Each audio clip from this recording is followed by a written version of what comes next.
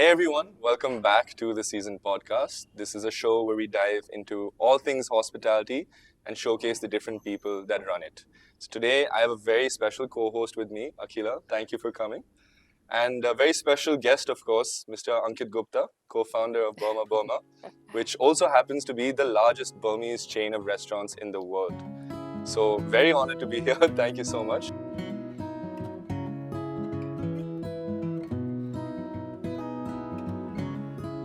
We're at the Burma Burma outlet in Rex Walk, Bangalore.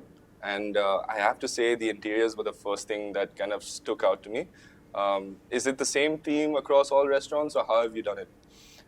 Every restaurant, perhaps every Burma Burma, celebrates a very different aspect of the country Burma. You know, a lot of people are not aware of the country Burma. It's a neighboring country. That's why the name Burma Burma. It's like a message to everyone that go to that country. It's such a beautiful place, 3 times the size of Thailand, right? So I think one restaurant or interior language may not do justice, right? So what we do is we try to, every trip that we make to Burma, we try to go to a different region of Burma.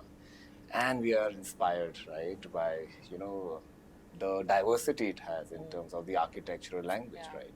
And that's what we try to portray in all our Burma Burma. So every Burma Burma is different, yet somewhat the vibe is similar. So we are lucky enough that, Bangalore is a garden city, right? And there are so many rain trees around this property, right? In fact, this building, the Rex Brigade Road, was built keeping a rain tree in mind, so the curvature you can see, so that it's saved, right? So the concept that we had here is like you're sitting in a Burmese bungalow, like a garden of a Burmese bungalow. So that's the theme of this restaurant. So if you were to sort of just give us like a elevator pitch for what Burma Burma is, for those who don't know too much about the brand, how would you kind of describe it? Burma Burma is your to-go place for delicious food, yummy bubble teas, right? Decadent desserts, right? Anyone can come here, from a 5-year-old to a 75-year-old. And what we try to do is just celebrate my roots. My mother, coming from Burma, she's lived there for 20, 25 years. So I've grown up eating her yummy Burmese food. I loved it. My friends loved it at school, right? And that's what we wanted everyone to try that. You know what? I had something so special at home. So it's your to-go place to have really yummy food. That's about it. Very simple. So before everything started, could you describe to us how everything kind of fell into place for the first opening of the Burma Burma? This was in Bombay in 2014, if I'm not wrong. That's correct. So the road to Burma Burma was a very interesting one, right? In fact, it took us almost 4 to 5 years for the R&D, for the research, to set our logistics from Burma, because a lot of the artifacts, even the ones which are behind us, we work with communities in Burma to make them. Even the ingredients you have to source from Burma, right? So it took us 3 to 4 years to get that sorted. And after that, of course, usually you require 35 to 36 agencies to build a restaurant. You have the kitchen consultant, you have the fabricator, and that's just back of the house. You've got like 20 consultants right outside. Right? So to ensure that we were ready, we firstly traveled to Burma to get a first-hand experience of what that country is all about, that we are trying to celebrate in India. And then we started working with the stakeholders, right, to really understand how to. In Taj, I had learned how to run a restaurant, but not how to build or operate a restaurant, right? So that journey of 4 years, and experiencing in different organizations helped me give that conviction that we can open a restaurant. And finally, in 2014, we got a really, really beautiful space in Kala Ghoda, Mumbai, tucked away in one of the bylanes, right, of fort area, right? And again, Burma also was ruled by the Britishers, right, for almost like 300-400 years. And fort area in Mumbai also represents that kind of architecture. So we found it to be really apt and a great starting point to start our first Burma Burma. And yes, I mean, with a lot of struggles with the contractors, right, to find a place, get the place up and running. I still remember just a day before the opening, me and Ansab, who's our head of kitchen operations, we went to a nearby tea coffee place, and there were tears in my eyes, not out of joy, out of frustration. Oh God. I was like, my life's gonna change tomorrow because it's a 365 days job, right? Every day I have to come from one end of the city to Burma Burma, right? And why did I take this up?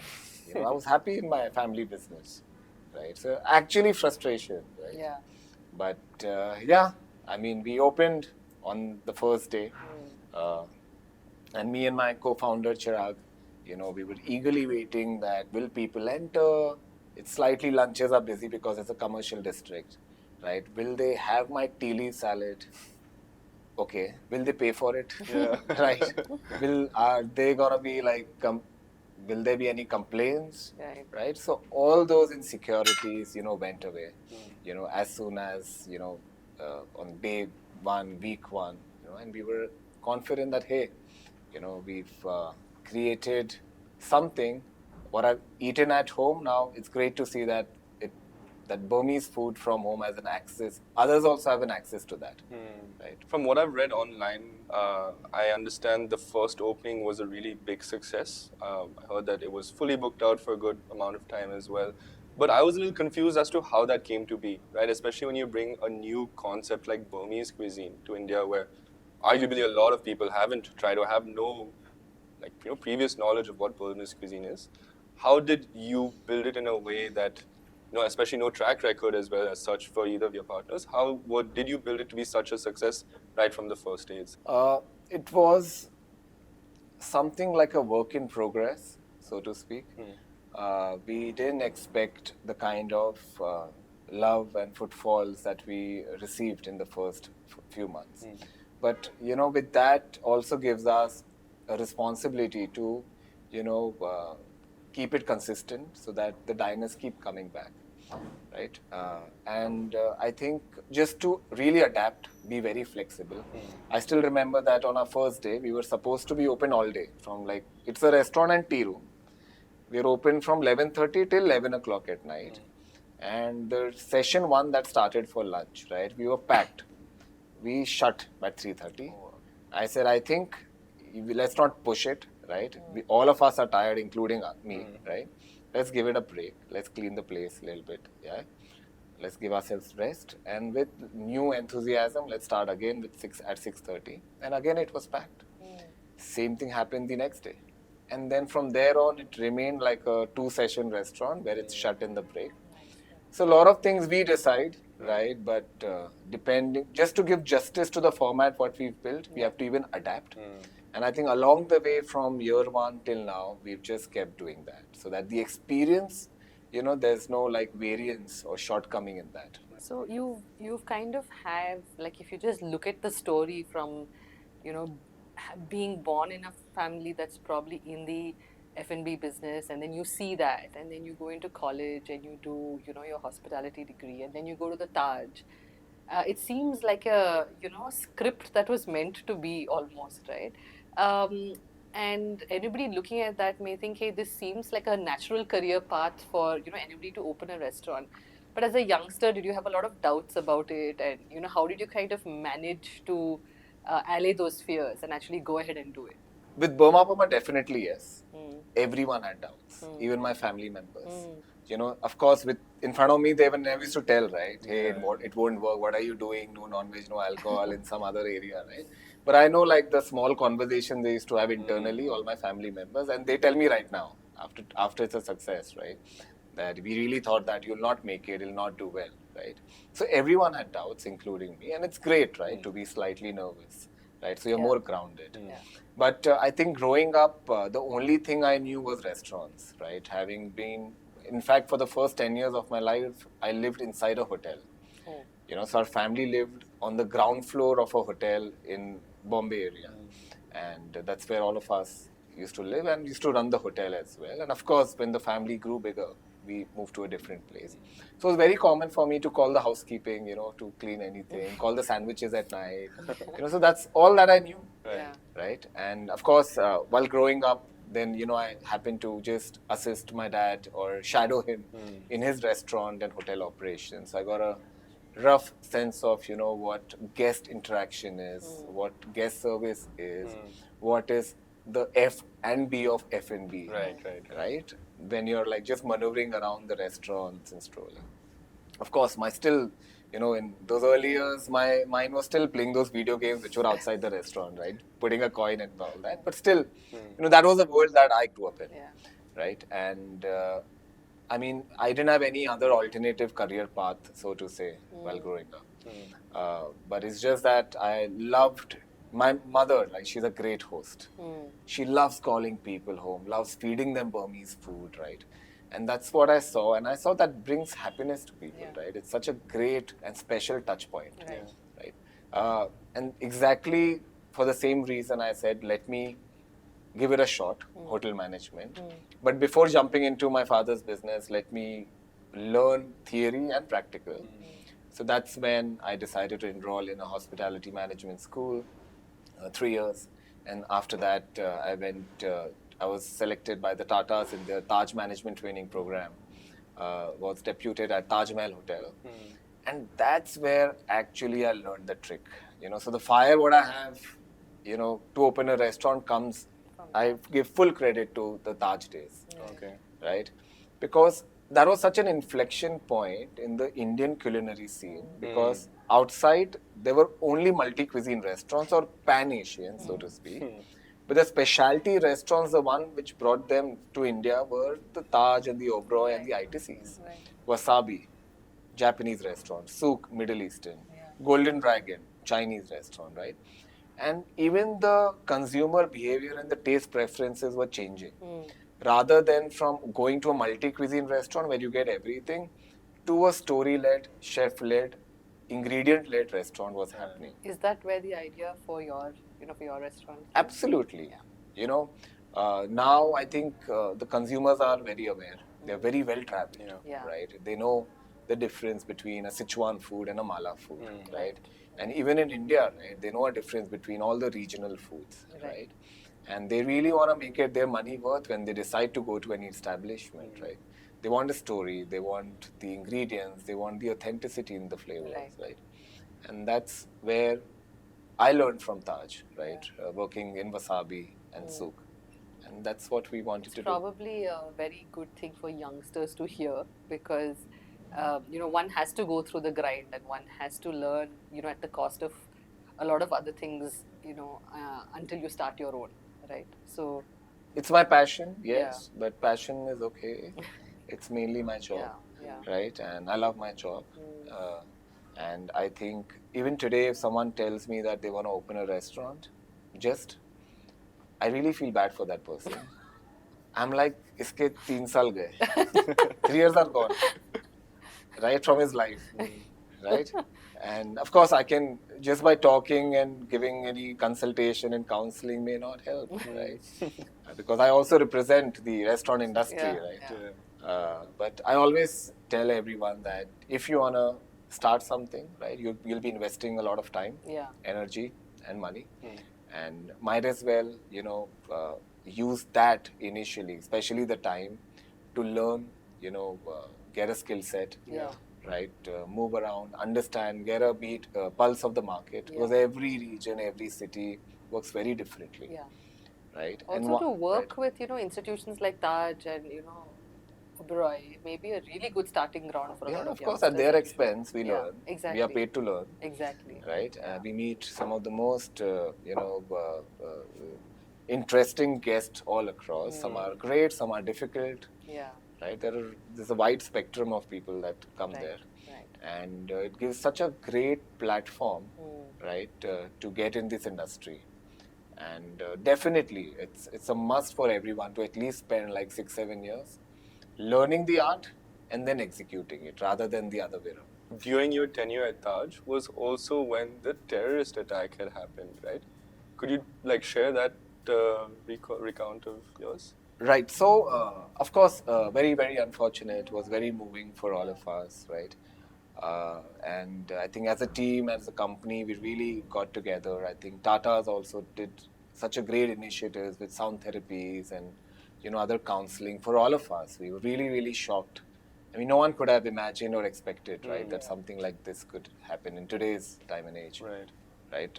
But I think I was not there on that day. I was part of Taj. Mm. I taken my sick leave, right? So I had a little heavy night the previous day, and then I just called in my manager that I may not be coming, or I'll just come in the evening. I think I remember I was working at Golden Dragon that time. Okay. Just completely gutted. So my manager just said, "Ki, Ankit, just take your off today, and then you can come on the next day, like on Friday. You can switch it." But yes, I was connected with my friends who were stuck inside. We were all had a group where we were all just coordinating about the whereabouts of people. Right. Took us almost 2 to 3 months for us to reopen the property after that. All our files were kept there, right? So fortunate enough to not be there on that day, but my heart goes out, to everyone, who all came together to really build Taj up again. Do you think that had impacted the rest of the hotels or the industry in any way? Absolutely. I mean, the security, I feel, in the long run has only improved and strengthened, right? And a lot of checkpoints are there, and screening that takes place right now, which is very good. Right. No one would have imagined, even now if you go to other countries, even in the airport there are sometimes no screening or checking or frisking of you, and hotels don't even have those screening machines. Right. And a place like Mumbai, and especially a property like the Taj and Tata's, you'll never expect it. But the way it's bounced back, and the way the programs were developed by the Tatas post that, I give full credit to them. Probably just since we're chatting about Taj, and maybe the last question about that would be that when you kind of hear those kind of stories, you know that there's a very strong company culture that exists, that everybody kind of goes with, right? Is that something that you have built here as well? And what is your company culture, and how do you go about building that? So luckily, Taj is an institution, I say, not even a hotel, especially Taj Mahal Hotel, right? Yeah. Where you have team members who've devoted their life in the service of the guest. Right. I used to remember that a team of 12, 14 team members that we had, all of them have worked 30 years, 40 years, 45 years, day in, day out. It's amazing. Yeah. It's amazing to see, that kind, right? And I think the fabric of, why team is together is just comes down to one fact, which is a culture that you try to build in a company, right? Work should be fun. It should not be a stress point. Oh my God, I have to go to work. And Taj creates that. There's a sense of, brotherhood and sisterhood which happens in Taj and Tata's, right? We look forward to go there. We meet so many people, right? But I think the core of it, what remains is they put guests first. You could come up with multiple things, but if you take guest out of the equation, then I think nothing matters. Right. So every menu, every design, every decision that a Tata does, right, they put the guest in the front. Yeah. So I think similarly, even restaurants and hotels, they are built to survive, for legacies, for decades they are there. Like Taj itself, it's almost 120-year-old organization. Yeah. And having even come from a legacy of hoteliers and restaurateurs, my family business, we've run the same restaurant and hotel for the last 60 years. Right. There's no change in that, right? So I only know how to run a brand which would survive me, right? Because I have such an important time of our life. We are investing in running that brand and nurturing it, right? And it'll be so sad to just see it go away, just stop, right? Yeah. Same philosophy lies in Burma Burma, where the guest is always in the center. We do things around them, right? There's so much of distraction in today's time with getting technology and doing this and getting that, right? But you have to really be true to yourself, right? Who you are, why did you start this? And I think that's what we are sticking to, and that's the philosophy. Guest first, everything else second. We've also heard that you have your attrition rates are a bit lower than most other people. So how do you manage that? No rocket science. I think just keep things transparent, right? Salaries on time, including mine. Leaves as per the law of the land. yearly bonuses, of course, if the company is doing well, share the profits. How we calculate salaries and other things, it should be a very transparent process. Should be not left to the whims and fancies of us. They should be involved in that. They should participate in that, right? And I think the pressure is on us to grow the brand, because only if the brand grows, then they grow. All of us grows, right? If I just stagnate and it's just a one restaurant company, then I may have a challenge to retain them. Everyone wants to grow, right? So I think luckily for us, we've been on a journey where we've taken Burma Burma to different parts of the country. We've grown. So a lot of the team members have also grown with us. I still remember there are 3-4 of Burma Burmas where the one who are managing it, they joined us as an assistant steward or steward. And they've climbed the ranks in the last 7-8 years. And they've taken a management position right now. And I feel so proud. That also speaks very highly of your brand then, right? That you're able to give those opportunities. Definitely. I think first we look inward for opportunities, and then we look at talent from outside, right? And so excited that we are almost 1,000 team members, family strong. Wow. Right? Yeah. I'm still learning how to manage them, right? I come from operations background. Believe me, I really don't know how to didn't know how to run this big an organization. No, we don't believe. Now we don't It feels from outside, but it's been a constant learning, upping our skills, get understanding from consultants, getting some of the technology to ensure that everything we do is consistent. It's the same. That's what we strive for, right? And even when it comes to maybe, opening multiple brands under one portfolio, we've shied away from that, right? Because it really needs to mean something to us. And Burma Burma means a lot to us, right? So, yes. I think one of the most beautiful things he said when we were having a chat outside was that, they are about 1,000 people strong now, which means that, 1,000 families are, able to kind of have a good life thanks to them, which I think says a lot. And that's a good way to look at business, that you're able to give, livelihoods to like so many families. Correct. We only get what we give, right? I can keep asking that, give me this, give me that, and all of that. But, we plan, God laughs, right? So, unless and until you take, the community with you, I think, then what's the point? There can be hundreds of Burma Burmas, right? But, I mean, what will really mean something to me? What will be a fulfilling experience? Right? And I'm so happy that, we've got 4,000, people who are supported, by this company, Hunger Pangs, right? Including me, right? And I think in the coming few years, we look at strengthening it to almost like 2,500, 3,000 team members. So almost 10, 12,000 people would be, supported by what we build. So it's a very special feeling, and that's our benchmark. Right. We don't look at the scorecard. That's the numbers, sales and all. It's a byproduct. Got it. Focus on the guest, focus on the quality of service, focus on the quality of food, keep it consistent. And sales will match that. It's a byproduct. The moment you put your eyes on the scoreboard, right, that's the time, you try to compromise on a lot of other things. So it takes a very conscious effort not to go to that route. And not only India, right? It's a country which has given so much to us, Burma. So we have some CSR projects that we run in Burma, right? We have a freshwater extraction plant that we do. There are almost 20 villages which take water from that, and we really want to excel in that as well. Your mom must be so proud. She's happy, of course, that, and surprised. Did she have belief from day one? No, not at all. Not at all. Even now, when I think, mom, dad, when they visit the restaurant, my mom goes once in a month to do a spot check here and there and gives me all the gossip. This thing happened wrong. She goes bindas inside the kitchen and everything. And she still doesn't believe that, hey, people are actually coming and paying for our food. Not only her, my entire Burmese side of the family, my mother's, all my masis and aunts and my cousin sisters, everyone is really shocked. And so were we.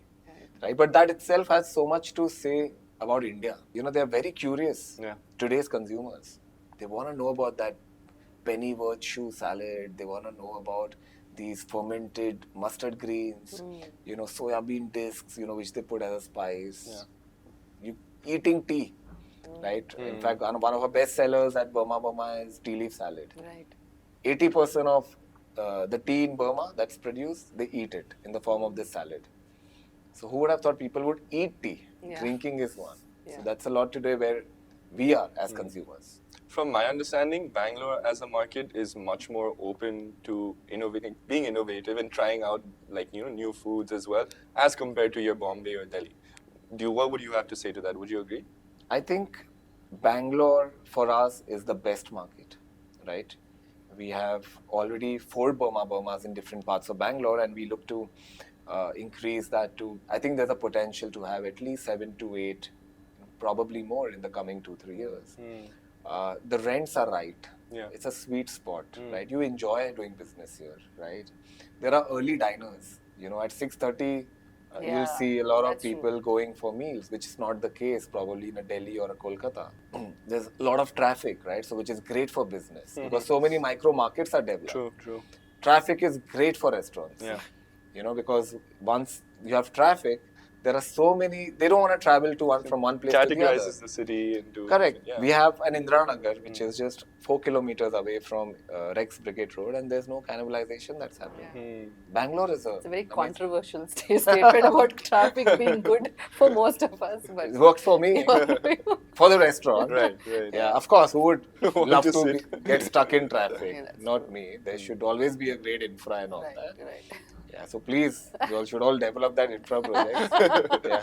But I'm very curious as to where you think the cap is, right? So when we talk about Burmese food, something which is still considered a novelty over here in India, and you mentioning that you're now present in 8 cities, out of which most are the metro cities, right? Where do you think that saturation point hits based off of the consumers and based off of your presence around India? I don't see in the next 10-15 years for a saturation to hit. The casual dining restaurants category is the fastest growing category. Almost accounts to 48% in the organized sector, right? The restaurant industry is growing at the rate of almost 8.5-9%. Our GDP is growing at the rate of 6.5-7%. Yeah.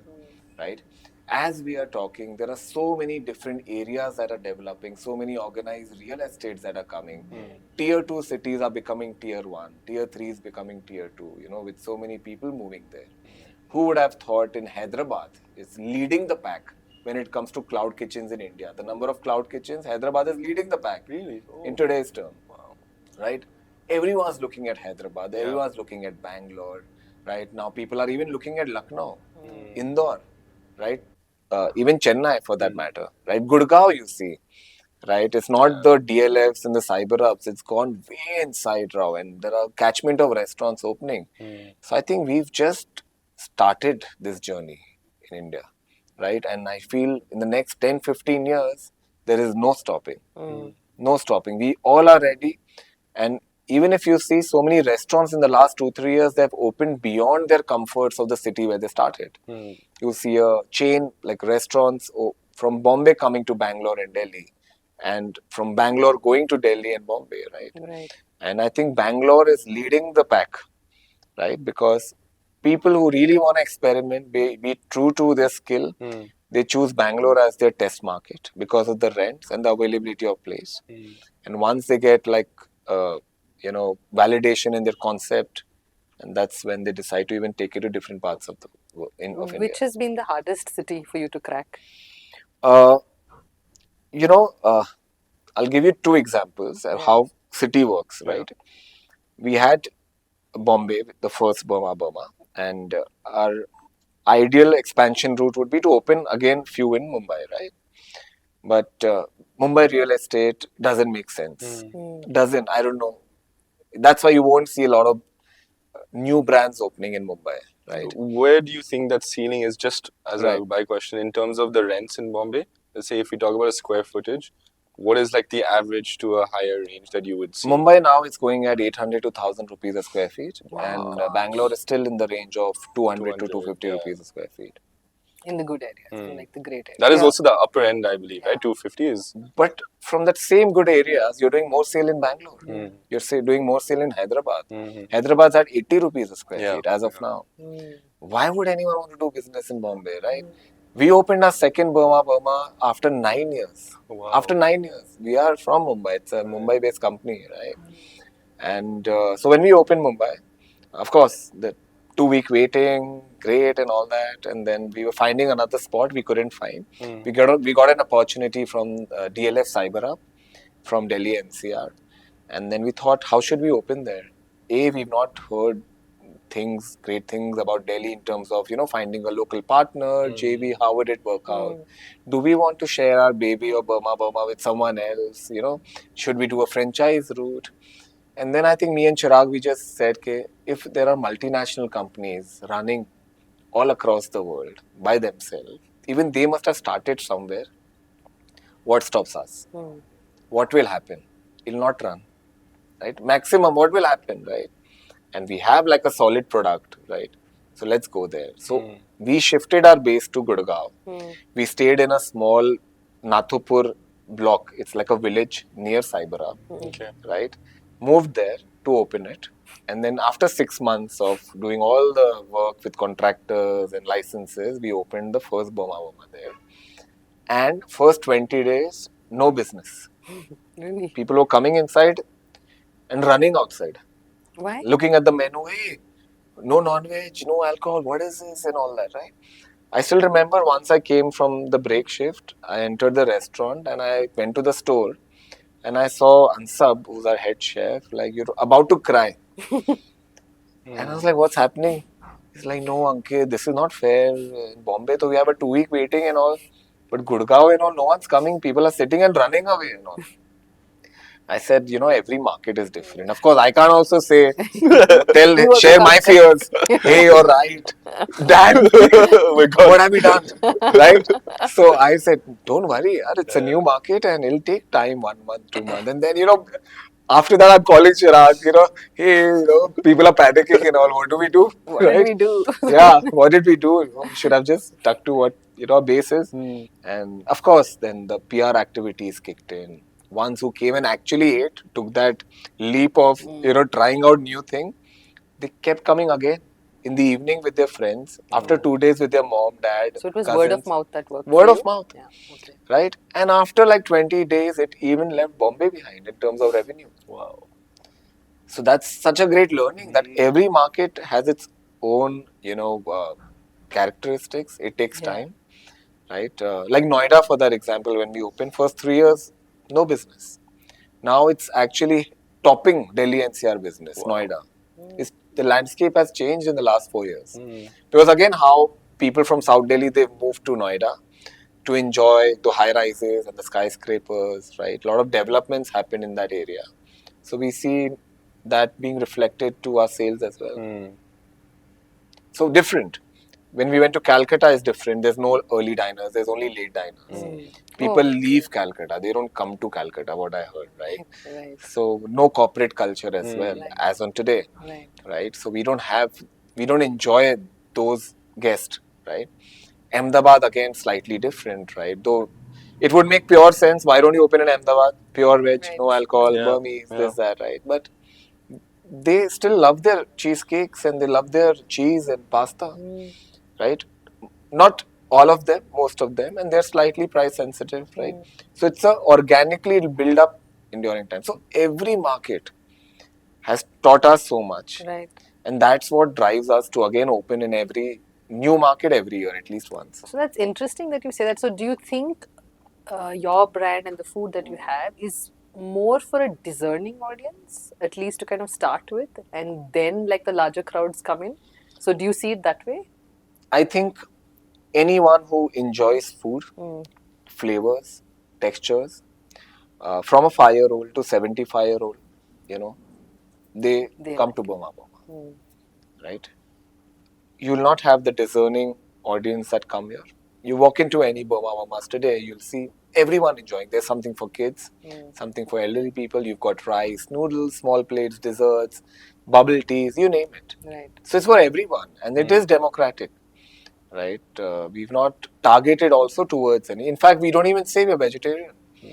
Like there's no veg sign anywhere. We are a Burmese restaurant, right? Which happens to be vegetarian. So that's what we've stuck to. So you think serving Burmese cuisine has a natural advantage to servicing the Indian palate, Indian or that way? restaurant. The way Burma is located between countries like Thailand, China, Laos, Bangladesh, India, you know, Burma has taken a big influence of cuisines and ingredients from all these countries because a lot of them they moved to Burma during the British rule and they all brought their own ingredients from those countries to Burma, like coconut curry, khao soi, that was brought in from Thailand. It's called khao soy there, then khao soi in Burma, and in Surat it's called khausa, right? And they think it's from there. Similarly, very common to find a Burmese eating paratha, the Malabari paratha, a biryani, a Burmese dosa on a daily basis, a faluda, steamed buns from China, spicy Sichuan sauce, mala sauce, right? Bandel cheese, what you find in Kolkata, you'll find a lot in the Mon tribe in Burma, a lot of Bengal gram that you see, right? Very common. So Burma has mixed a mix of hybrid cuisine of last 300-400 years, where all the immigrants brought, and the classic cuisine of just rice, some curry, some meat, and fermented vegetable. So that's why when we went there, we were really, really amazed to see that how familiar the flavors are, the textures are, right? And shocked to know that there are no Burmese restaurants in India. That's when we decided that, hey, somehow we have to open a Burmese restaurant here, and that's why we called it Burma Burma. Right. It's like a message to everyone that we have a beautiful country as a neighboring country. Please visit, try it out, right? So kept it very simple. Interesting. I'm sure opening Burma Burma being a novelty concept, and as you said, there were no Burmese restaurants in India. Still would, aren't. yeah, right. Still So aren't. would have been a challenge of its own, right? From the training towards mastering every recipe and kind of. Did you try it all to make it a little bit more adaptable to the Indian palate at all? Did you play on these things? So how did you figure out that entire thing? Everything that we serve at Burma Burma is the way you get in Burma. So it's authentic. 100%. That's the only way. However, we've taken the liberty to use Burmese ingredients, right, and serve it in a modern way in the form of a small plate menu, right? So we've used Burmese ingredients like broccoli and bandel cheese with mala sauce. So you've used those ingredients, right, just so that the diners experience, little elevated experience as well. But everything that you see here takes 6 months to come to the menu. Right from when we see the recipe in Burma, learn from the locals, try it out in Bombay, do tastings with internal friends and families, and after their approval, then it comes in the menu in the form of like a festive menu. And depending on how it does, it comes a part of the main menu. So it's an entire 7 to 8 month process. But along the way, even there are some dishes which my mother makes at home. It's not come to the menu. We've not been able to crack the recipe in like a commercial setup. Right.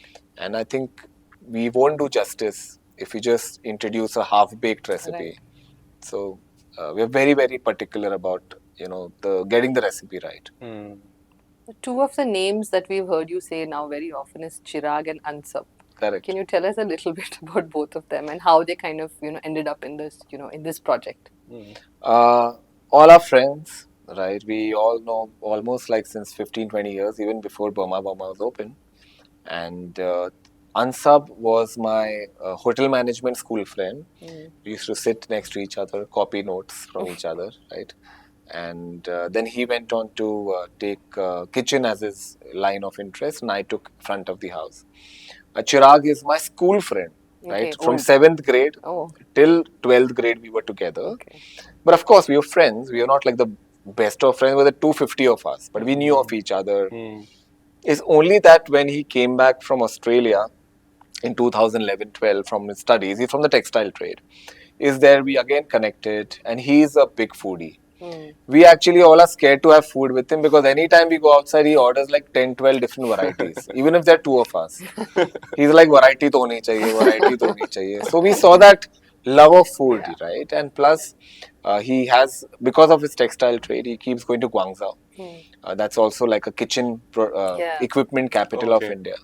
And I just proposed to him that let me come with you once, holiday bhi ho jayega, and plus I'll get to see some equipments and all these tablewares and everything.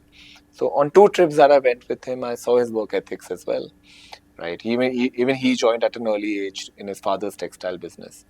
And that's when, we both got to talking that, let's do something together. And I said, I have this concept called Burma Burma. I've been doing some pop-ups in fun and fairs, Anand Melas, music festivals and all, just to see as something different from my family business. Right. And, we can do this. He said, yeah, sure, why not? So for him to even trust on just an idea and come, as a partner on this project was actually a big leap of faith. Right? And when I left my corporate career at Taj, that's the time I didn't want to join my family business with just me and my dad. I'm convincing him that we should do this, and how it generational gap, and then them saying no, go slow and go easy. So I just wanted some friends also to be a part of it, and I called up Ansab. He was in Goa at a Mahindra property.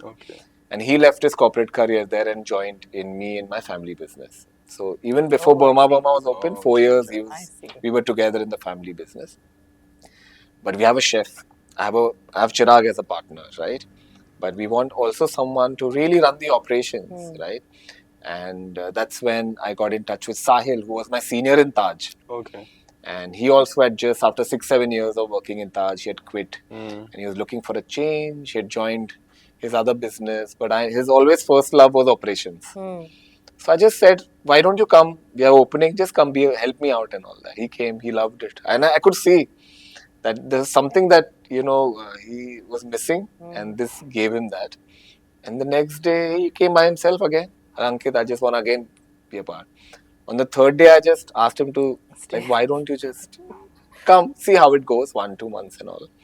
And that's how he joined as the operation head, and all are still together. So it's a nice little friends and family that how we've been operating. So that comfort is there.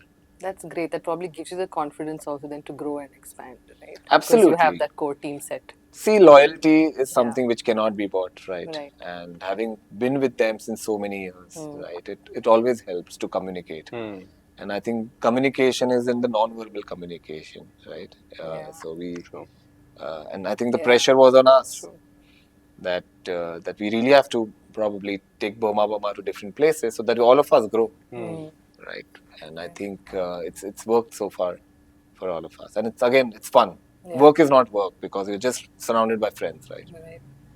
So how did you guys go about setting up the initial capital to open the first restaurant in Bombay? So I knew that my dad won't lend me the money, right? He also didn't have that much amount of money, right? Almost like 1.5 crore that time. I used to get pocket money of 18,000 that time, right? So how do I ask 1 crore? And so what good is an idea if it's just like an idea, right? To execute, you need capital, you need funds, right? And that's where, again, Chirag and his family business, right? They came on board and they said that, you have this idea, we are convinced, and we'll support it, right? And that's how both of us formed the company. So the initial seed capital came, of course, a small check size from my dad and a check size from Chirag's dad. So from our families, right? And that's where first Burma Burma started. And we've been bootstrapped till 2 years back. Then we raised an institutional round of funding. But from one outlet, one Burma Burma to 6 Burma Burmas, we've just whatever cash we earned out of it, we've never taken home. We've again reinvested that into the restaurant, right? We've been just on moderate salaries all throughout. And it's just that in 2-3 years back, we decided that there are so many opportunities in India. Why to wait? If fund is a problem, then that can be solved. And that's the time we started to look out for external source of funding. Just to accelerate the growth, mainly. Just to accelerate, and I think what we were in 9 years, we were like 6 Burma Burmas, and now we are almost 13 Burma Burmas. So it definitely helped. Right. And how do you sort of make sure that quality doesn't drop? Now you're on this growth spree, right? And you're going to be growing more and more. Quality cannot drop. And how do you make sure that doesn't happen? It's our biggest fear and concern, right? And it's a known fact. History says it that when you open multiple, quality drops. When you start making ingredients and recipes at your central kitchen, quality drops. Whereas to making it right in the restaurant and giving it from a wok to a plate in 5 minutes, right, it drops, right? So we, said that if we want to ensure that the quality is consistent, because people make comparison very easily. Yeah. Hey, I went to your Brigade Road restaurant and I think it was very different, right? And that really defeats the purpose because it dilutes your own brand, right? So we ensured that all the kitchen production that will happen at the restaurant. We'll not make it a centralized process. Oh, okay. So all of them have their own kitchens, have their own dessert kitchens, have their own tea bars. Nothing is made centrally. It's Even like a today. factory. Even today. Right? Even when you talk about deliveries, right? There's a lag of 1 hour from when it's made to it reaches your home. We started deliveries in our 5th year. The Swiggies and Zomatos were already there to support that, right? We said that no, we are not convinced that the guests will have the same experience what they have at the restaurant. So let's devise a packaging. Let's give the snow gels with all our salads and desserts, right? Let's make a box which has a QR code of the music menu so that they can have a Burma Burma experience at home. Let's give the tamarind candies to them, right? Let's give nice instructions to them of how to eat your salad, right? Let's give color-coded boxes of what goes well with what, right? So there was an entire exercise of almost 8 to 9 months.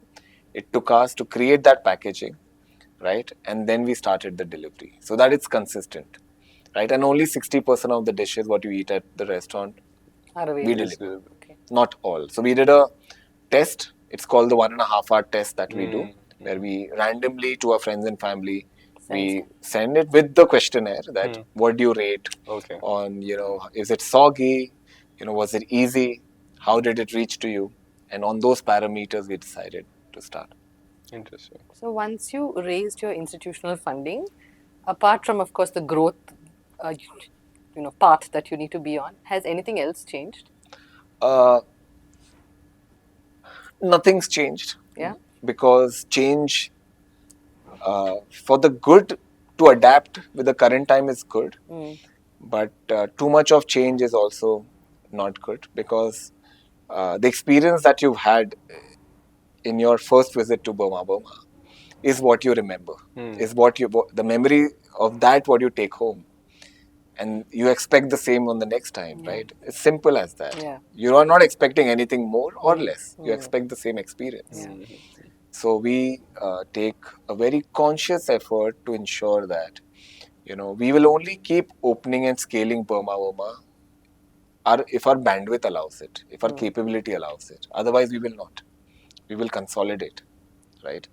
And believe me, after every Burma Burma, we say that we are not going to open any Burma Burma. And we're like, arey yaar, there's so much effort and do this and do that and all that. But again, after 2-3 months, once things are consolidated, the place has an engine of its own, it starts working in a certain mode. And I think that only happens when you have strong processes, when you have strong team members to lead that. Yeah. It should not be driven by people, it should be driven by teams, like processes and technology. Yeah. So I think it's a constant learning to integrate technology into our backup to support that vision, but not in the front end. Right. I don't give comment cards to our guest. No one wants to write a homework. Yeah. 5, 4, 3, especially when the server is standing on top of you. Correct. Yeah. Because I think it's the biggest scam, right? Comment card is the biggest scam ever to come. Because there's some rewards and gifts that people get, and a lot of time they even distribute their visiting cards, write my name and everything, right? Who would write? You're just coming here to have a good time, right?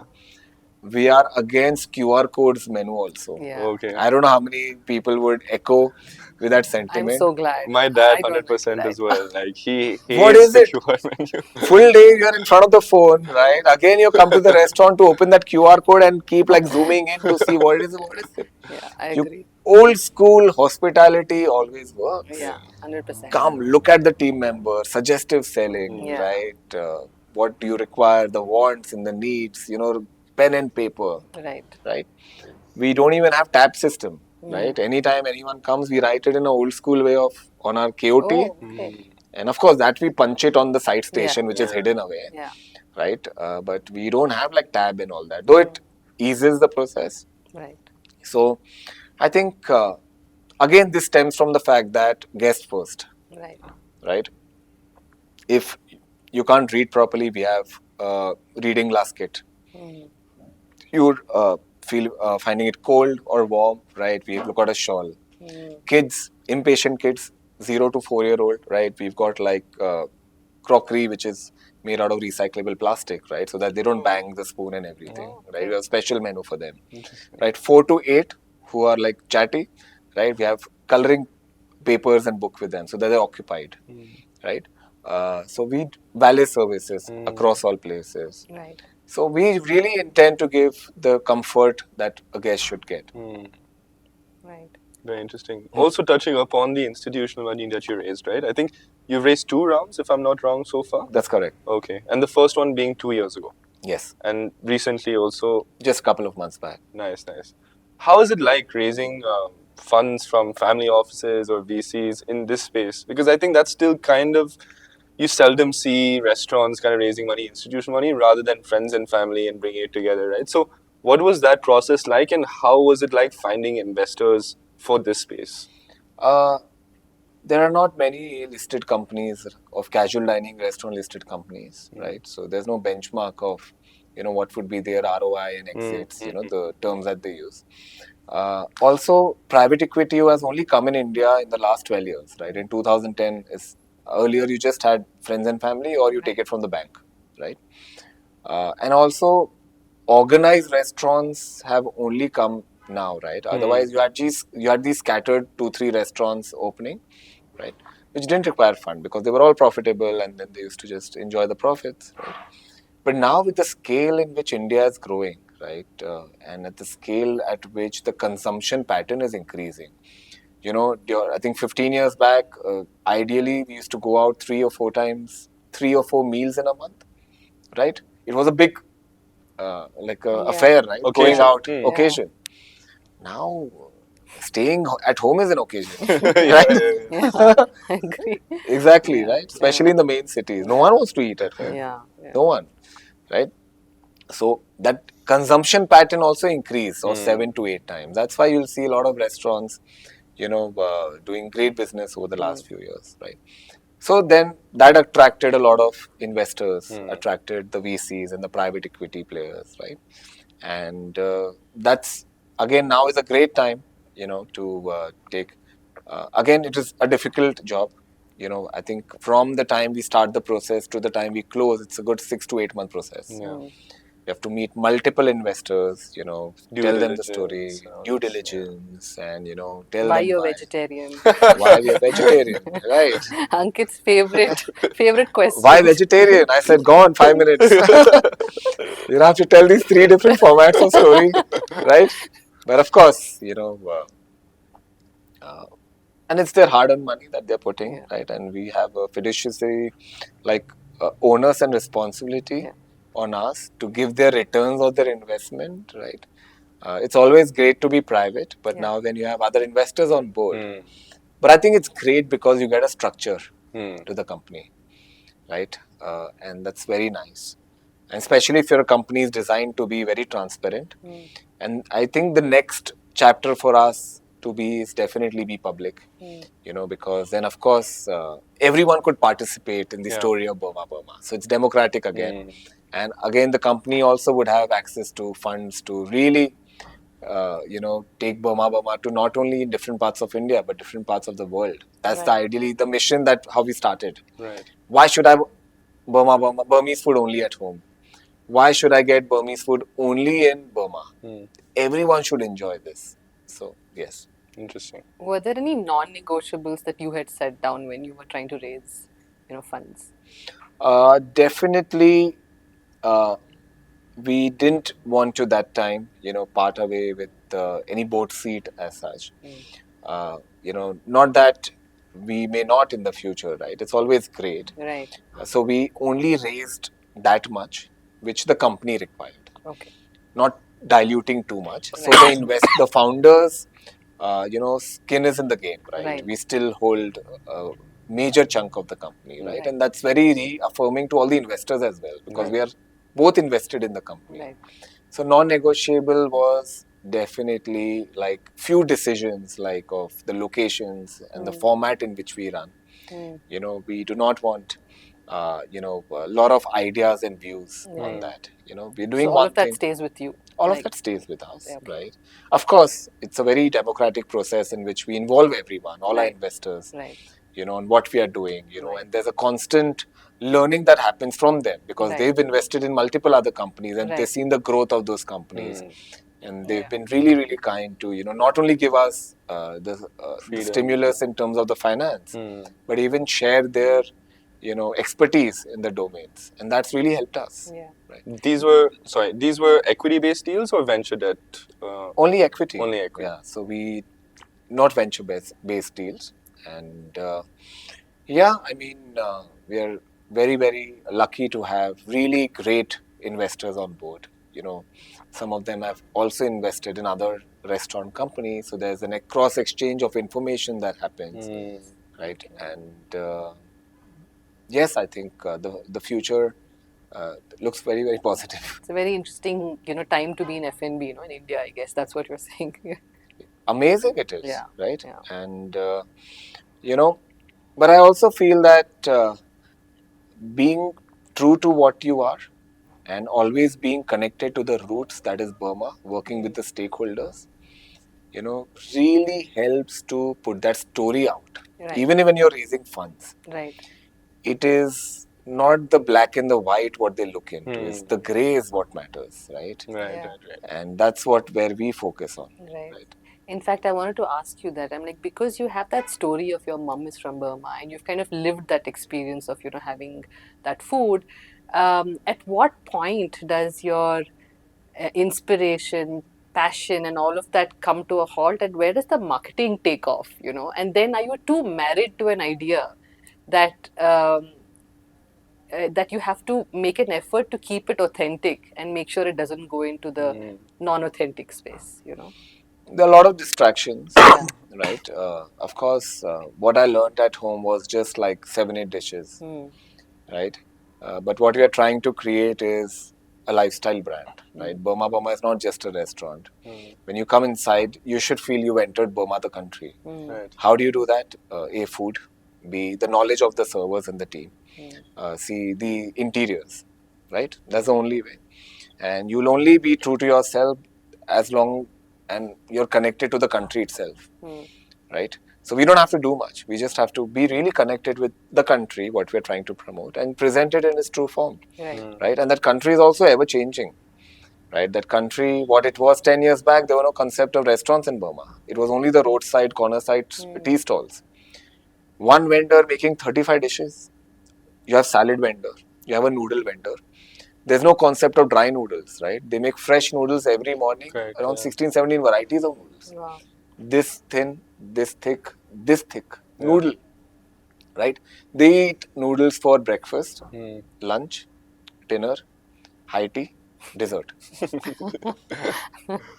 Yeah. We are shocked to see. It's a very Southeast Asian thing. They have 8 meals in a day. Me and Ansa, we have usually 15 meals in a day when we go to Burma. It's like a shift. 3 shifts, 7 to 10, we go to 5 restaurants to eat. Start with noodles, end with noodles. Yeah. Then 2 hours we go to home to just relax, refresh, be on our Digest. phones, right? 1 to 5 is another shift where we have 4-5 restaurants. 5 to 6 again we come back to our room, right? Anything that we shopped, artifacts and everything. Then 7 to 10 is another shift, right? So, and in the end, Ansav runs to have his own biryani. Yeah. Are you gluten intolerant now after all those I am. noodles? I have an Allegra in my pocket as we speak. So, of course, Burma is big on biryanis. Oh, really? Oh, wow. But Okay. we said, if I keep it, people will actually beat us. Yeah. कि ये तो नहीं है Burmese. अभी we can't बाकी justify चीजें it. okay, samosa soup and all that, right? Now we've got you. Yeah, Yeah. because so no one goes to Burma, unfortunately. Such a nice and beautiful country, right? It's at a crossroads, as I said, of such great cultures and civilization, right? So what we try to really portray is Burma in its true sense. Right. So it doesn't take effort in marketing. Right. You be true to yourself. And in fact, I know a lot of restaurants which don't do any marketing. Yeah. Right? They don't need to be on social media, have influencers. Yeah. Food will speak for itself. True. Service will speak for itself. Right? Consistency, biggest, will speak for itself, right? Even I get distracted that, hey, 10 years I'm just doing Burmese food and all, right? I've come from a background where there are so many different specialty restaurants. Why not do? Monotonous is boring, but it's the key. Yeah. It's the key, Right. right, to success. Doing just one thing every day is the key, rather than doing 10 things every 3-4 months. I think after a point, what you say no to becomes a lot more important than what you say yes to. Right? 101%. We know the no's. We know the parameters, actually, Yeah. in which we work, in which we can, take inspiration, which we can integrate, Yeah. right? But not change it completely, Right. right? There have been like a lot of distractions. That why not start this? Okay, let's start wine. Let's A start different beer. brand or maybe Yeah. something like that. Yeah. And we are a restaurant and tea room, right? Tea is such a big part of Burma and Yeah. Southeast Asian countries. That's why we got bubble teas. We got kombuchas. We got artisanal iced teas. Why only the lemon and peach should take the Yeah. front pages of the menu? Yeah. Right? We've got like lavender iced teas and we've got like agave iced teas, the blue agave iced teas, right? Why would not people have that? Yeah. And that's why we even thought of keeping it non-alcoholic, right? Alcohol you get everywhere. Proprietary drinks. Yeah. A Tastes the same Negroni everywhere. or a Negroni there would be 18-20% difference, Yeah. but same, right? Because it's made on recipes. Right. But who is doing stuff for non-alcoholic drinks, right? For sober drinks, right? And that's where we found a big market. Happy 10-year anniversary, by the way. You had just briefly mentioned. Long journey. Yeah. Yeah. I saw the menu as well. I have to say, branding wise, I think you guys have done a fantastic job. Like from the menu to even the special editions and all of that has been that impressed me for one part. And you were just talking about the different beverage offerings that you have as well, right? How do you find, let's say, good people, good talent for your beverage program, even though you're not going to involve liquor? Because at least in my experience, I have also worked with brands who have tried hiring bartenders from good bars and all of that, but have struggled to keep them just because these guys have to play around with alcohol and such. So how did you go about that?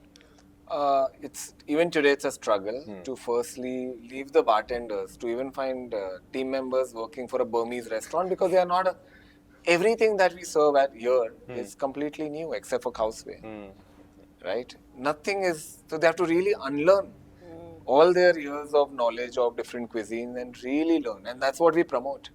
We ask them that you unlearn yourself, you surrender yourself to us in the training. We'll teach you, train you 3 months. We are not expecting anything out of you for 3-4 months, right? Just absorb. 3 months training. 3 months, 3 to 4 months. That's quite long as well. Yeah, so we have external trainers, we have internal trainers, because we only run on suggestive selling. Unless you've been to Burma Burma 2-3 times, you will actually not know what those dishes stand for, right? Right. We really have to educate the guest, and suggest them, right, of what we are trying to do. Yeah. So very difficult to find team members initially. But of course, as the company grew and people are aware that, leave aside the cuisine, but it's a great place to work, right? Business is good, so great service charge, right? And that's how we got the front of the house. And from there only we try to make bartenders out of them. Definitely, if you talk 2-3 years back, a lot of bartenders would not join us because bartender, bar, alcohol, right? But it's now that they've realized the importance of sober drinks, non-alcoholic beverages. we have the same techniques, cryopreservation, like we have the same techniques of, fermentation, sous vide, you know, uh, that we do. And that process actually happens like 3 to 4 days before we serve it. We even have like a fermentation lab where we make all of this, right? We have cold brews, right, when it comes to our teas. We distill full, like a tea leaf, fermented tea leaf beverage, and that takes 3 days to extract everything to come to a drink. This happens at the lab. Correct. We have a smoke guava, right? And we've been consulted by some of the best bar consultants in India to make our beverage program. It's just that we don't have alcohol. Yeah. You'll be surprised to know that in London, right, there are sober parties that happen. There are like almost 15, 20 bars where you'll not feel that you've entered a nightclub, right? But there are like parties happening, but there are no alcohol. Sober It's drinks. the new thing now, no? That's the new thing. Yeah. And I think all of us, a lot of us, what we feel even in India, especially the younger generation, right? They don't prefer alcohol, a lot of them. They really want to just go there and have their nice cold brews or a kombucha, That's true. right? Yeah. Health conscious. Health people, conscious, especially. correct? Moderate drinking. So I think the trend, I feel, is moving towards that, right? We were visionaries, right? To catch on that. I'm sure, Just yeah. kidding. But we never knew that it'll really take off. But I feel we are at a good spot. So who's the creative, head behind all of this usually at your place? So we amongst have- all of you. We have like a tasting team for food and beverages. Then we have a beverage manager at Burma Burma. And plus we have 3 to 4 consultants who are in the industry serving Yeah. in the bar format, who are in touch with just to know about the ingredients, Right. right? Like we have a zero waste policy in the bar. So everything nice. that goes, even the lemon, we make a dust out of it, Right. right? So all the peeled vegetables, we make it in the form of a concoction, right?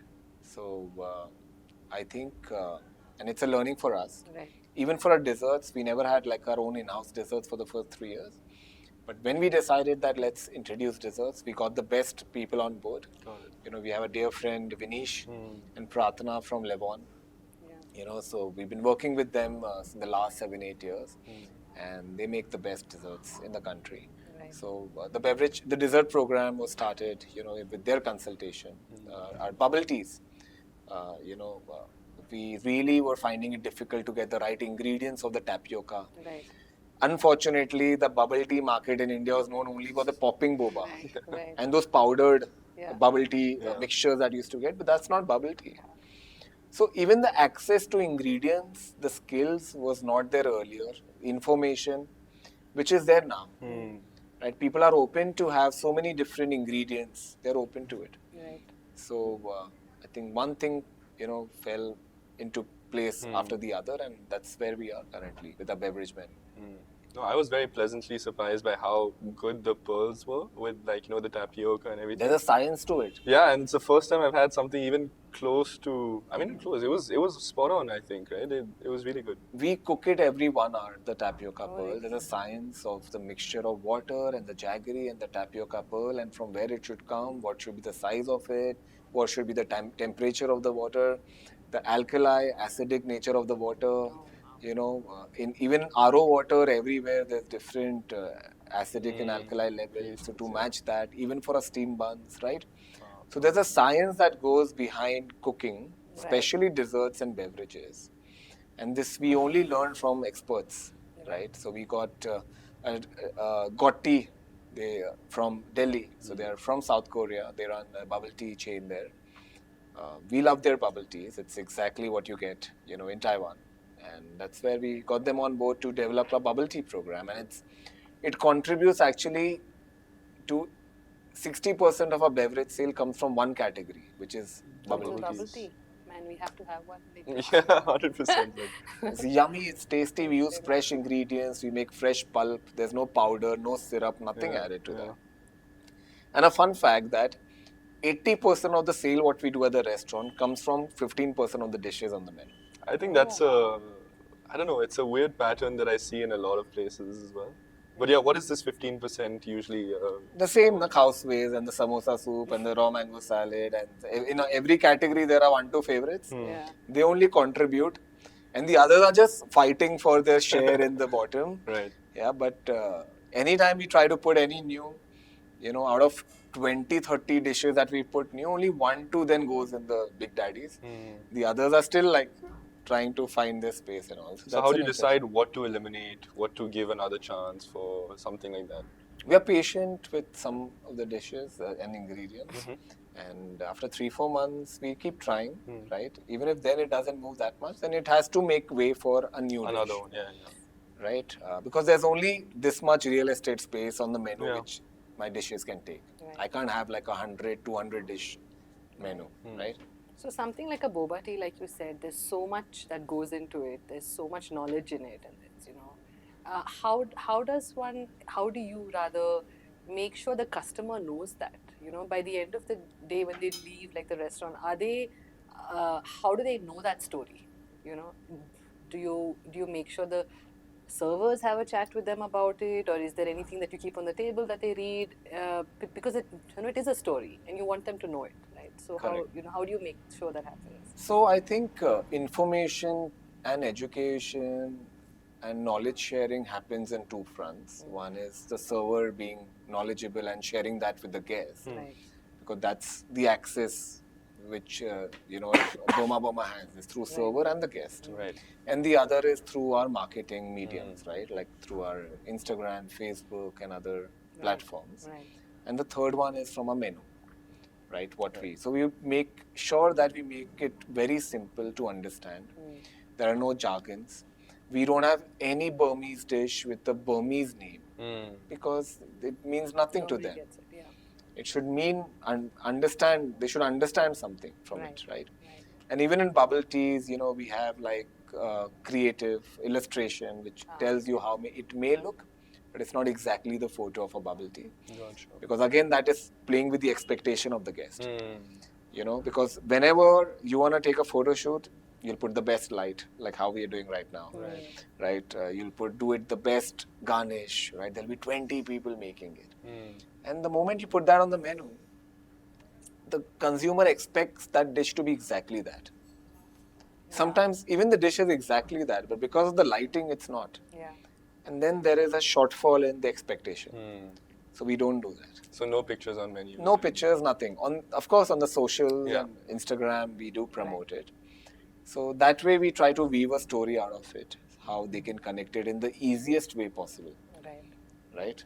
And I think that's how it's worked. And we were shocked to see that people ordering such things like bubble teas and some very interesting ingredients that we serve. So talking about marketing and things like that, how you were recently featured, I think, as the 34th best restaurant in India. I think in the CNT list. Correct, Was it? last Yeah, year. TNT. Definitely, for the team, they get really motivated. Even for us, right? There's a pressure on us to really up our game every time or maintain it. Right. So that's nice, but that's not definitely in the top 5-10 criteria for us, right? Yeah. It's a byproduct. Right. Like business, even awards are a byproduct. People come to Burma Burma, right? So there's limitation of having an access to Burma Burma. It'll only be for the people who are around Burma Burma, the locations, right? With our retail products, Burma Burma goes to everyone's home, right? A lot of them even didn't know about the restaurant, but when they tried the product and then they said, hey, what is this about? And then they came to know that we are also a restaurant, right? So I think these small integrations that we do have really helped us, and especially the lotus stem chips, right? It's one of our top sellers. And Indian lotus stem. I've heard it's quite the star in your restaurant. Yeah, I mean, especially in place like Bangalore, like avocado ice cream, lotus stem chips, and mock meat skewers. Mock meat. We were scared to start mock meats in the restaurant, and people were pre-ordering mock meats. Now we get containers of mock meats. We're the highest consumers of mock meats in the restaurants in India. Wow. Yeah. Who would have thought? Like, who eats mock meat? Like 7-8 years back, I went to Hong Kong once and I saw these restaurants only which are mock meat. Like, what is this? Like, why is it even there? Yeah. Right. But again, Yeah. So Ankit, you've recently raised a round a few months back, so you must be knowing some of these figures off the top of your head. But can you help me and the others understand at what scale Burma Burma is operating today? Say the number of cities, outlets, and a little bit a description on your Burma Burma shop as well. We only decided to raise when we felt we want to expedite the expansion because there were so many opportunities and we didn't want to wait that long. And it's only in our 8th year that we took external funding. When we took that funding, we were at roughly 50 crore revenue per year. Now, with that money, we actually doubled the growth. We are at 120 crore a year revenue within 2 years' time. Wow. And this we foresee to take it to at least a revenue cycle of maybe 250 to 300 crores in the next 2 years. Right. So this is where we are at currently. And I think everything's like 60% we are still a food heavy brand. Then of course comes the desserts, which accounts to only 7 to 8% of the revenue share. Deliveries accounts to roughly 14 to 15% of our revenue share. And then beverages account to again 8 to 9% of our delivery share. So we are a very food forward brand. And The D2C products? so D2C roughly accounts to only 1%. Okay. Right? We are a restaurant company Brand first. which has a vertical of pantry and food products.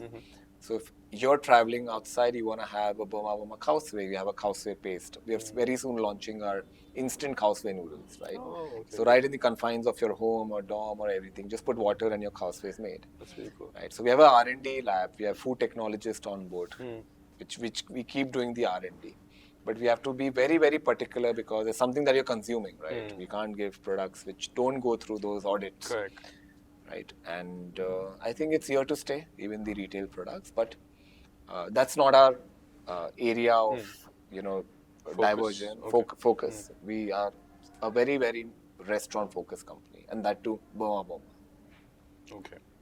And any rough breakups as to which Burma Burma outlets are performing better than the other ones, or which cities are in general doing better? I think every Burma Burma has different number of seats capacity utilization, right? Some like a Mumbai where we opened, we just had 60.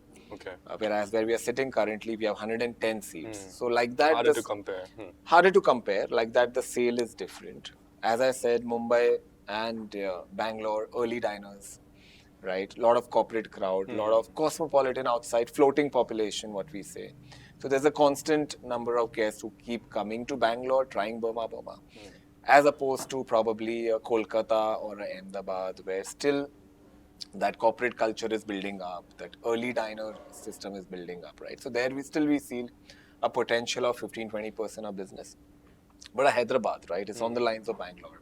Corporate crowd, cosmopolitan crowd. So there, our highest grossing Burma Burma is Hyderabad. At the moment? At the moment. Oh, wow. Everyone's looking at Hyderabad. Is the place to be. And they will open 300-seater because license is, I think, 50 lakh rupees a year. Yeah.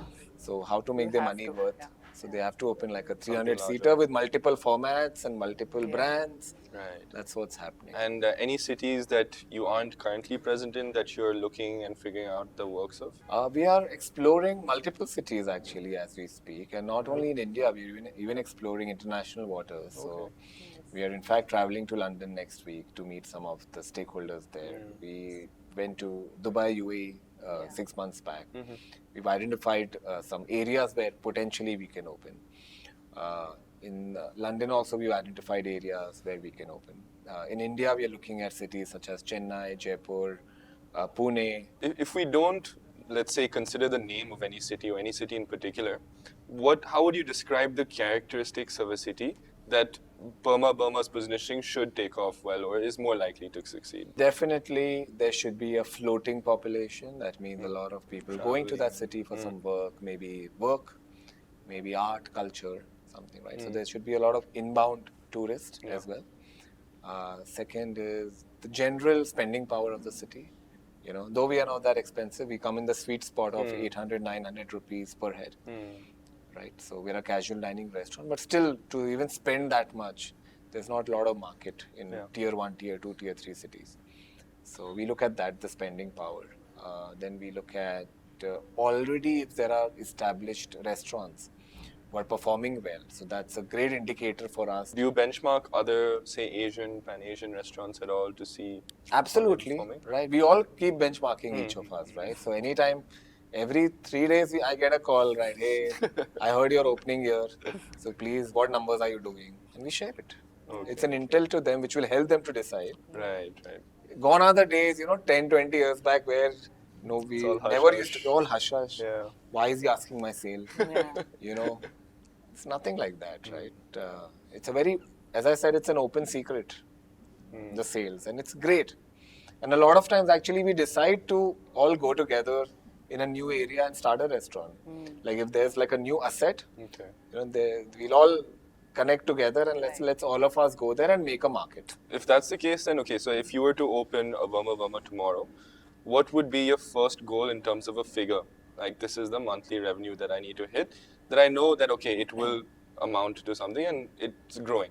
What would be that first See, our figure? sweet spot is roughly, to give you a number, is around anything above 75 lakhs per month. Okay. Is what we do. We currently are all our outlets blended. We do roughly around 80 lakh rupees per month. Okay. But if you ask us, that the bottom would be roughly nothing below 50 lakh rupees a month. Okay. Because then the economics don't fit. Right. Because we spend probably 3 times more than what an average restaurant, casual dining restaurant would spend on the interiors. Right. There's an effort to bring in those artifacts, artists from Burma. Even it's been 10 years in Mumbai and we've not done any renovation. It doesn't require.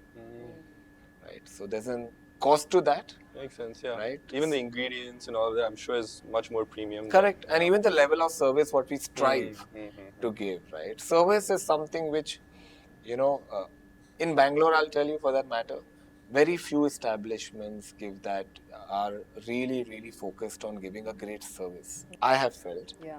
We've been finding it difficult to find like team members who've, come up in the ranks where service was given importance. Why do you think is that? Is it because that it's been a pub and bar culture where they don't go for service, they just go for...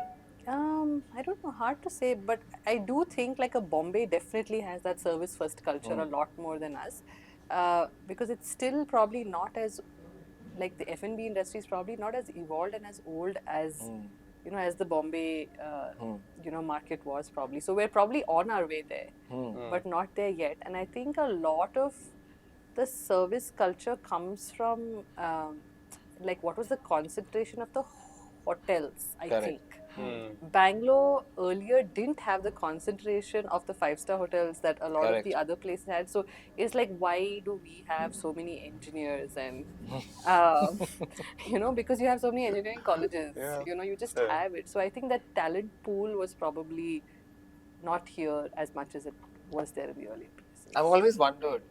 Hospitality schools, maybe. I don't know. Yeah, I had to actually bring in my team members from Delhi, train them in Delhi and Bombay and then bring in to Bangalore.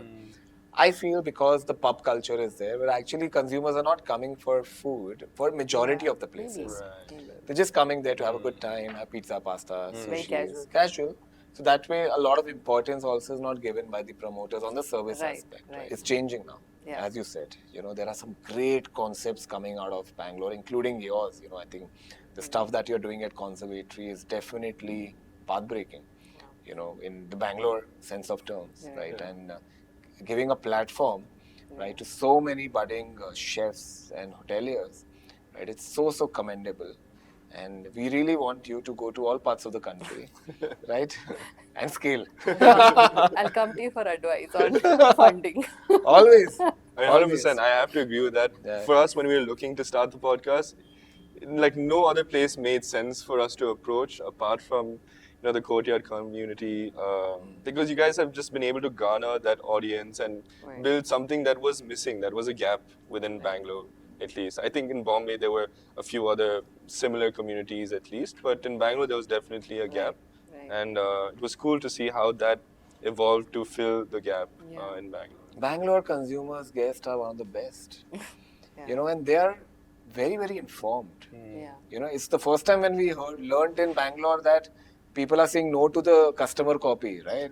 They were really particular, like, please don't waste the paper. Yeah. So they're very, very That's true. aligned Interesting. with the nature, with zero waste, right? Even service charge, lowest refusals of service charge that happens in the company is Bangalore. They know, hey, that person's It's a little more polite, I think, than a lot of other, right. like the other cities. I think so. Yeah. Calcutta is the lowest. Is the opposite. Opposite. Really.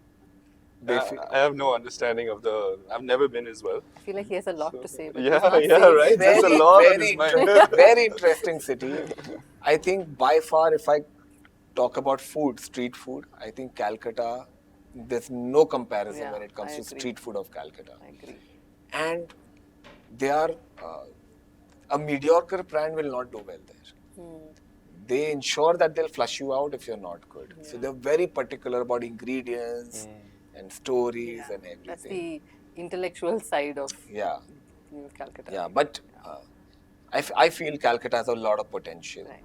It's like a bridge to the northeast states of India, Right. even the Southeast Asia countries. You know, Right. the only direct flight you have to Burma is from Calcutta, even today. Right. So it's I think just waiting to happen. The F&B boom in Calcutta. So Ankit, actually, one thing I was really interested to know more about was the cost-cutting side of things, right? And especially with your brand, Burma Burma, which is a lot more oriented towards the premium side of things, and as you said, avoid compromising the quality of the product and all of that. So how do you approach cost-cutting from that perspective?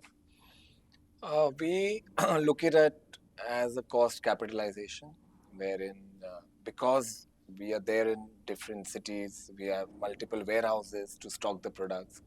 So we can buy a lot of it in bulk and enjoy the benefit of a reduction in prices, right? Because we are buying it in bulk. So we capitalize on that cost. And the same applies to not only the food, but the non-food items as well, where we buy a lot of things in bulk and we enjoy the benefit of discount on that. But I think there cannot be any, we cannot cut any corners when you want to deliver a product.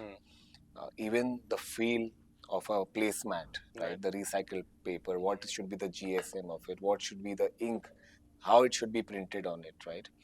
It matters. Even a visiting card, right? Even the menu, right? You've got cold printing, this printing. So, you know, there are specification and a playbook for a lot of things. So there's a method to what we do. Right. And there's a playbook in which we all work towards within different departments.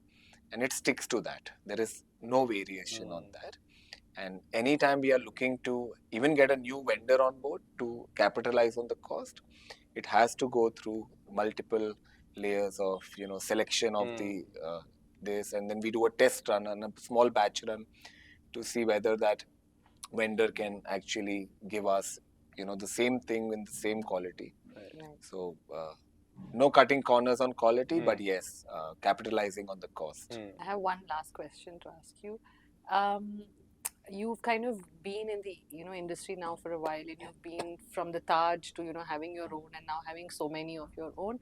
How has the workplace changed, improved, both in terms of how the kitchen culture is, and even with more girls and more women coming into the workforce, right? How have you seen a change? And I'm sure a few things may be heartening as well to see. So if you can just share something about that. So, as I said, you know, we design the restaurant keeping the guest, at the core. Yeah. Similarly, when we look at our HR practices and policies, we keep our internal guests, which are the team members, at the core. What suits them, what works for them, right? I've come from organizations and family businesses where we used to work almost 12 to 13 hours in a day. Yeah. I'm not saying 16, 17. No one works that much in standalone in today's time, right? And also like 6 days a week, right? So one day was your weekly off. But that's not the case anymore, right? You have to be motivated, you have to be fresh, right? And similarly at Burma Burma, we operate only 7 hours a day. So 12 to 3:30 and 6:30 to 10:30. That's about it. We shut in the break time because we all want rest.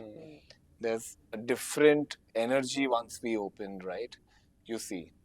And we all have a 2 hour energy, 3 hour energy. Yeah. The moment after 2, 3 hours, the phone rings, vibration, then your mind is just going that what's happened on the phone, right? The moment you're hungry, then to gone. Service is gone. You're just figuring out where can I get something extra from the kitchen and eat. So we understand that, right? So that's why we shut in the break time. So we never had like 6 offs in a month, right? So now at the corporate level, we've introduced, 6 offs in 1 month, right? So 1 weekly off, 4 of them, and 2 Saturdays that we keep off, right? And I think we are very, very happy that a lot of women workers, team members, they are joining the company right now because they feel safe. We shut at 10:30. A lot of the states where we are at right, we even give the drop-off service to them, right? We have a posh policy, right, against any harassment that goes to them, right? They play a very, very special part in all of us, right? And there are certainly no tolerances, like no tolerance against, any kind of, emotional abuse, harassment, anything as such, at ever, no tolerance, right? So we've tried, right? We have, I think, almost around 80 to 85, women team members who are part of the company, and we really want to reduce the ratio, bring it to at least around 40 to 50%, or even more than that. So it's a constant effort. But I think because how the industry is, the restaurant, long working hours, and we get done late at night and everything. So I think that's why a lot of women used to shy away from joining the restaurant industry, but it's no longer the case, right? And I actually have one more question that I wanted to ask you earlier. So this is regarding Shop Burma Burma, right? I look at a lot of restaurants and I feel like there's a missing gap for how they could productize a certain segment of the restaurant. And for example, I think one brand that did it extremely well was Toit, right? Like Toit bringing their beer to other breweries and bars and all of that.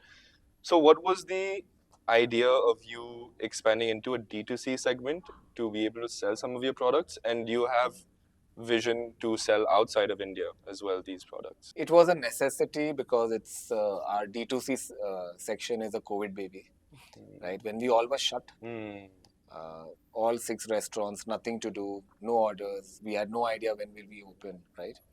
And there were 2 ways to look at it, right? Either we can meet every day and talk about COVID, and hey, that landlord has done this and this and like, so that's another way to do it. Yeah. And either let's put our energies to some good constructive use and let's build something out of it. So in 2020, when COVID hit, in 3 to 4 days time of the lockdown, we again got back together, the core team, and started working on this concept, right? And this actually stemmed from the fact that when we used to do pop-ups before Burma Burma opened, our houseway used to get over by 12 or 1 o'clock. There's a line of people waiting to get that, and for us to again go back to our homes, make the curry again, and come back, there was like we used to miss 2 hours of business, right? So then we used to get these, components and houseway curry made pre-made. So where at the location, if houseway is done, you just put water, you steam it, and houseway is made. Similarly, we had the bandwidth during COVID, so we then said that what do the guests at Burma Burma love?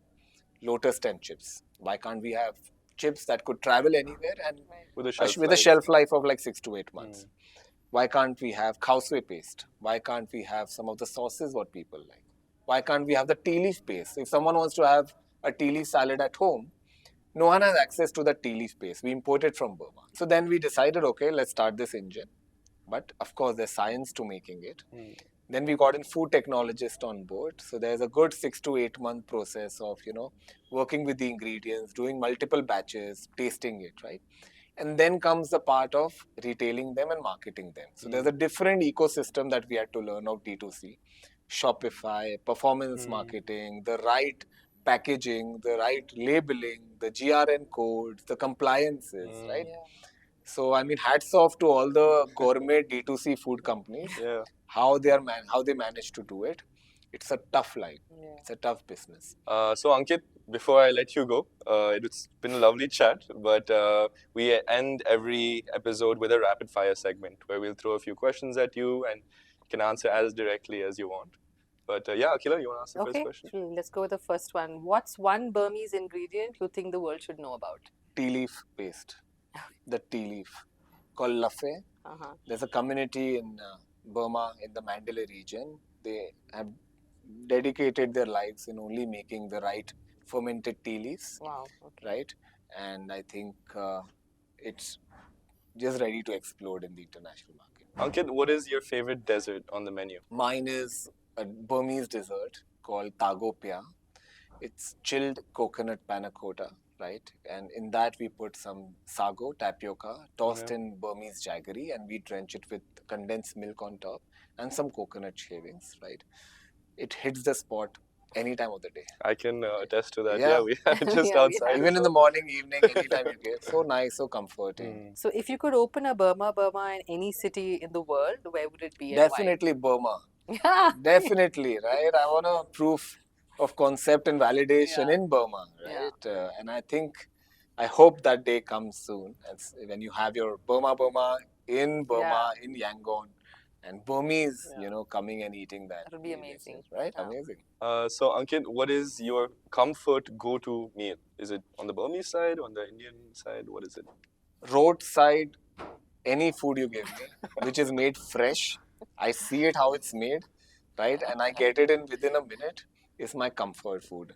Right from your dosas to the idlis to the chaats to the puchkas, sandwich, Mumbai sandwich. That's the Bombay boy in you talking, no? Only.